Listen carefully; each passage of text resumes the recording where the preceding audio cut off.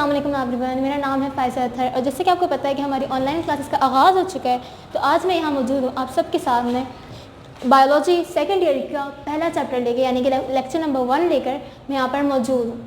तो सबसे पहले मैं आपको ये बताती चलूँ कि हमारे पास बायोलॉजी में सेकेंड ईयर की बायोलॉजी में 13 चैप्टर्स मौजूद हैं, 13 चैप्टर्स, जिनमें से हमारे पास जो सेक्शन 1 है which is name of functional biology, और उसका चैप्टर 1 जो है वो हमारे पास मौजूद है होम्योस्टेसिस। अब होम्योस्टेसिस का अगर मैं आपको बताते चलूँ क्योंकि इंट्रोडक्शन है शुरू का, तो होम्योस्टेसिस का मतलब क्या है। होम्योस्टेसिस जो हमारे पास वर्ड निकला है वो निकला है होमोस। होमो मीन्स, अगर हम बायोलॉजी की बात करें तो होमो मीन्स बायोलॉजी में होता है सेम यानी कि एक जैसा, और स्टेसिस मीन्स हमारे पास होता है कंडीशन। तो हम यहाँ पे होम्योस्टेसिस में बात करेंगे इंटरनल कंडीशन की, हमारी बॉडी की इंटरनल कंडीशन की बात करेंगे, जो कि हमारी बॉडी पूरी कोशिश करती है कि उस कंडीशन को सेम रख सके।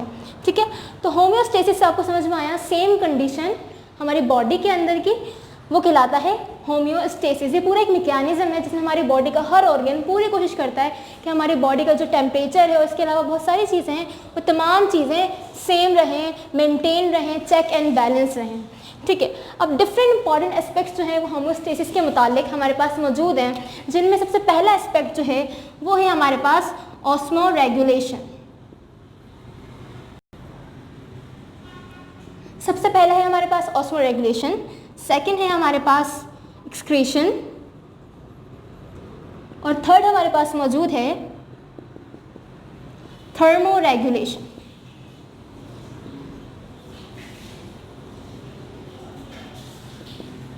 ये 3 एस्पेक्ट्स हमारे पास मौजूद हैं किस चीज़ के लिए, होम्योस्टेसिस के बारे में मालूमात के लिए। ठीक है, अब आप ये 3 स्टेप्स देख रहे हैं, ऑस्मोरेगुलेशन, एक्सक्रीशन और थर्मोरेगुलेशन। सबसे पहले हम बात करते हैं ऑस्मोरेगुलेशन की। ऑस्मोरेगुलेशन क्या बात है। ऑस्मोरेगुलेशन का जो ऑस्मो जो ये वर्ड है ये निकला है ऑस्मोटिक से, ऑस्मोटिक से निकला है ये लफ्ज़।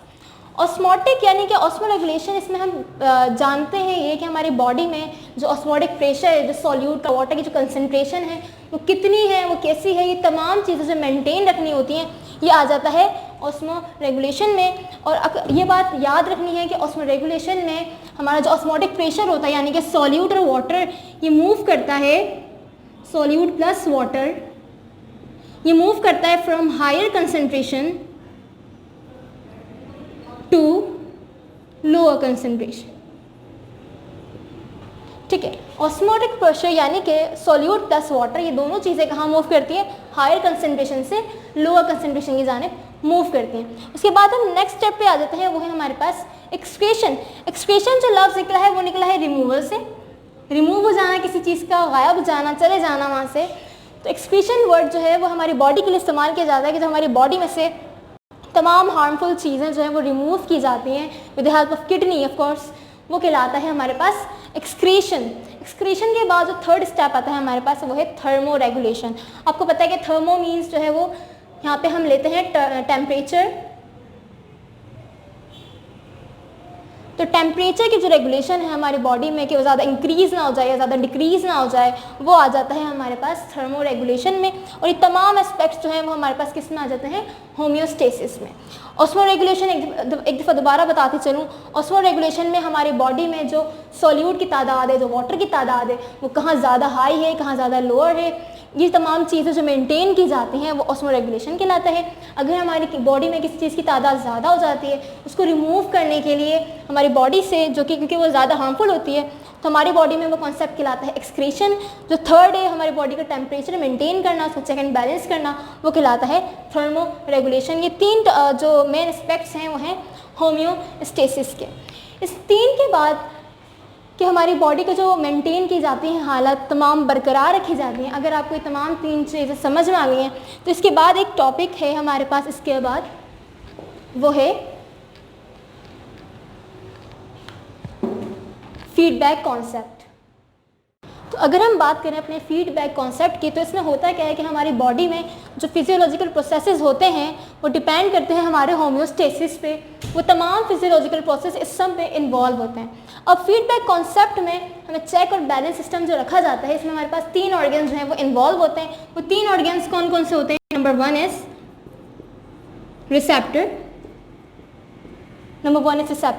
Number 2 control system,